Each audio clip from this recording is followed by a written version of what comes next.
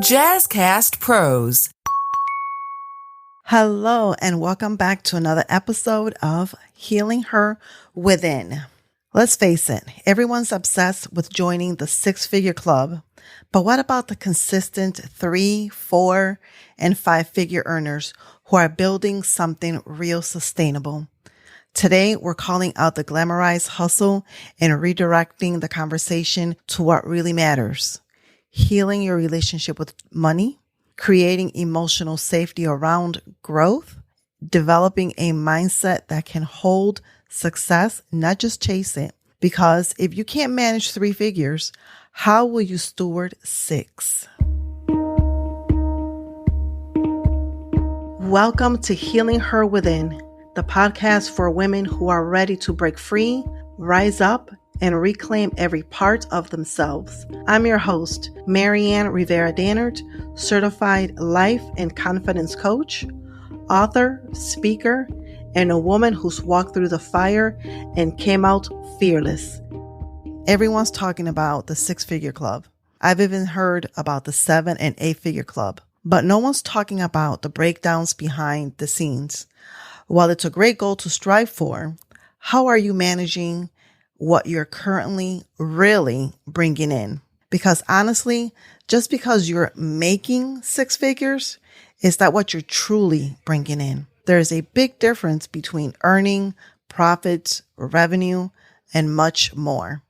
So let's normalize the 4-figure club, the 5-figure club, and honestly, for some, even the 3-figure club. We all have somewhere to start, so let's cut the shame out. Let's stop shaming people based on what they're earning, because we all have to start somewhere, and it's definitely okay to build a great foundation and have that 3-figure income. From that 3 figures, you will move up to 4 and then 5, 6, and so forth. And honestly, just because 6, 7, and 8 figures may sound fantastic and that is everybody else's goals, is that truly your goal? And if it's a goal that you have set for yourself, is it something that you truly, deeply want to achieve? So let's talk about it. Is that really your goal? Or are you trying to compare yourself to other people? Is that something that has instilled in you that is what success looks like? So the pressure to perform versus the power of being consistent. Again, if you're not consistently making 3, 4, 5 figures, are you going to be consistent making 6 figures? Because if you can't manage 3, 4, and 5 figures, you are going to squander and still be in the same situation you're currently on when you do make the 6-figure club. And again, will you actually get to that level? Because it's all about mindset. So early stages are sacred. They are to be honored. They are to be celebrated. They are to be reflected on and make changes along the way. Because honestly, I think that they are very far and few people that actually work themselves up. No, reverse that. I think that there are very few people that say they are going to launch something, whether it's a coaching program, a book, a business, whatever it may be. And they wake up one day and they went from 3 figures all the way to 6 figures and beyond. They are early stages, and we have to learn to just process where we currently are, so we can get to the next level and we can maintain that safe 6, 7, and 8 figures. Because again, just because you make it, are you going to maintain it? Unhealed trauma shows up in your pricing, boundaries, and it can lead to burnout. So are you emotionally safe receiving and managing money? When you get someone that has said yes to your coaching or to buying your book or whatever your business may be, how do you feel when somebody says yes to whatever your current pricing is? Do you have a little tug of war with yourself, or are you like confident, or do you even probably even question yourself like, oh, Somebody said yes too quickly, so maybe I'm priced too low. Get real with yourself. This is a conversation and reflection for you to do with yourself. And let's be honest, I'm also talking to myself. Yes, you heard it right. I am talking to myself also because I have an accountability partner and we talk about, prices, what my goals are for the month and things like that. And in the beginning, I was said like, oh, my goal for this month is to make $100 or to profit $100 or maybe 200, 300, 400 and things like that. And she would look at me and she would say, but don't you have this offer, that offer, and this offer? What are you charging for that? And I would tell her what my pricing was. And literally her head would spin. And she would look at me like, girl, no, we're not doing this. I am not going to allow you to do that. And that is the value of having an accountability partner, somebody that you trust and respect and who will call you on your BS when you are setting your standards just a little bit too low. And they know that you are worthy. They know that you are capable of more. But for me, I had to honestly do a little bit of soul searching and some reflection, like, why do I have these feelings about charging, 4 figures for an offer for a project? Why do I have this this tense feeling in my body? Because I feel like I'm overpricing and I'm really not. Because again, yes, I have the education, I have the experience, I have the skill set, I have the receipts, as some people say. So what is that? Why is it for me sometimes hard? And the reality was going back to how I started, to my beginnings. So what are your beliefs around money and your worth? Do you believe that you have to hustle hard to earn every dollar? Scarcity mindset in disguise can rob you of thousands of dollars. But let's take it a little step back. It can rob you of hundreds of dollars, thousands of dollars, and much more.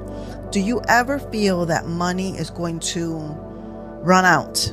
When you see that number in your bank account, it gives you a sense of peace. It gives you a sense of safety, of comfort. And do you feel that if you do something with that money, that is going to run out, that is not going to be replaced? Do you feel that, oh my gosh, I got one person to say yes to my offer, so here I am, earning, whether it's $1,000, $5,000, $10,000, but you're afraid to loosen the grip a little bit because you feel that money is not going to replenish. Money is energy. It flows in and it flows out. Do you ever feel that you are going to be stuck in debt forever? Because you could be in debt and you could be feeling that if you use this money, to pay down that debt, again, that the money's not going to be replaced, that it's going to run out and you won't get it again. So do you ever feel that you're going to be stuck in debt forever? I want you to fill in the blank. What is your reality when it comes to money? And again, this is your reality. This is not for you to judge. This is not for you to criticize. This is not for you to be hard on yourself. This is for you to shine the light on what your truth is. Because again, if you don't know what your truth is, if you don't know what your beliefs are, you can't fix it.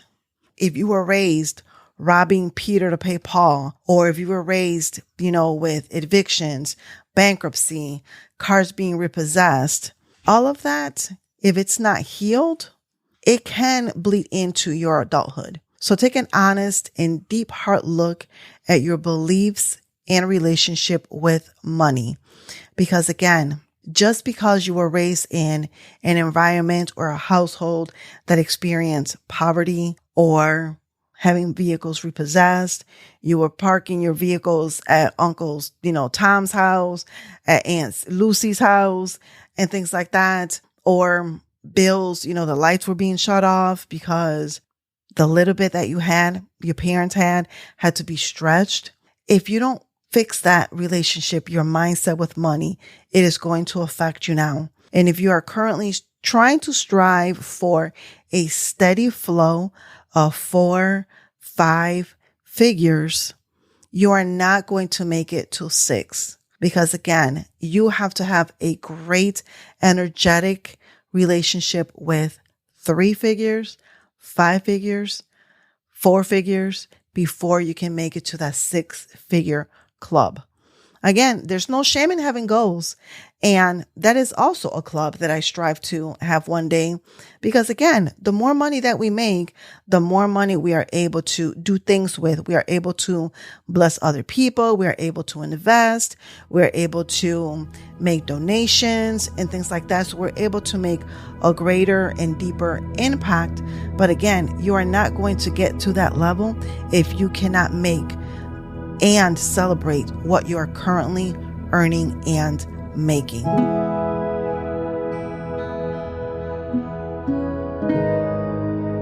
So how to celebrate small wins without feeling shame?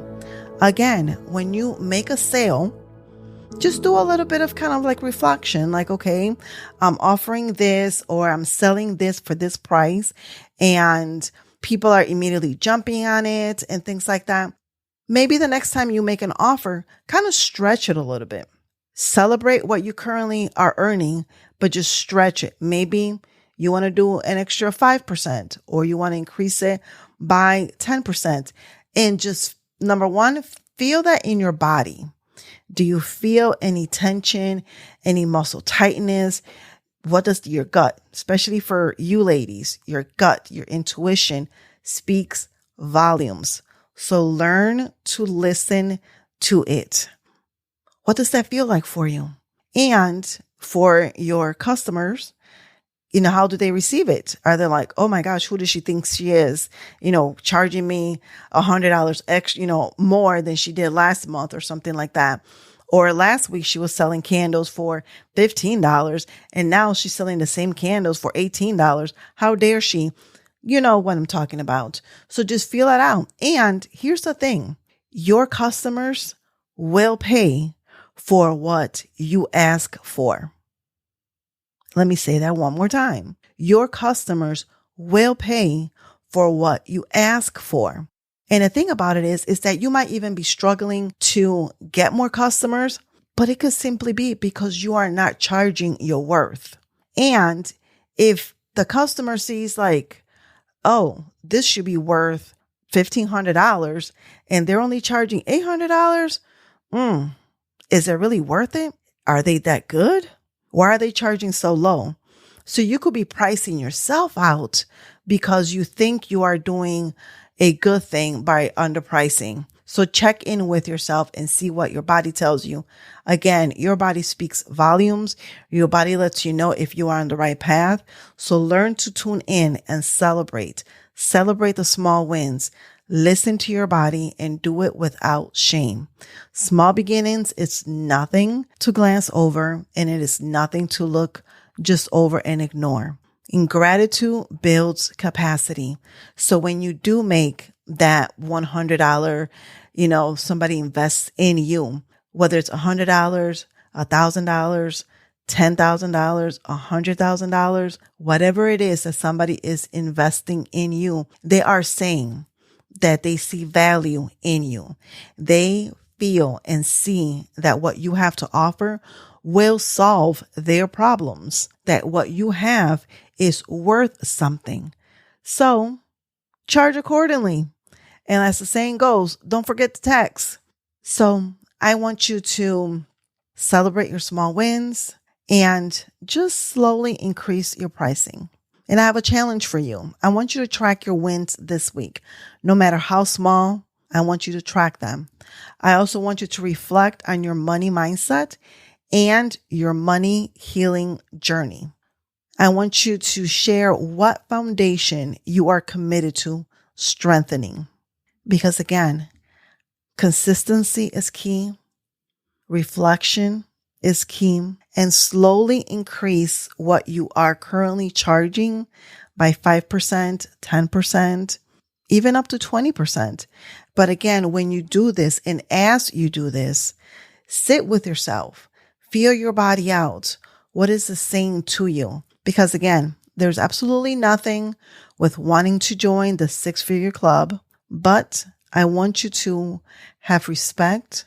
I want you to embrace where you currently are and find joy, blessings, and gratitude in the 3, 4, and 5-figure clubs, because there is nothing shameful about honest and easy beginnings. If this episode hit home for you, please take 30 seconds to share this episode with your accountability partner, or I want you to post one small win from this week. And go over to Instagram and tag me at The Real Marianne Rivera Dannert. And let's normalize steady, real, consistent, and unapologetic growth.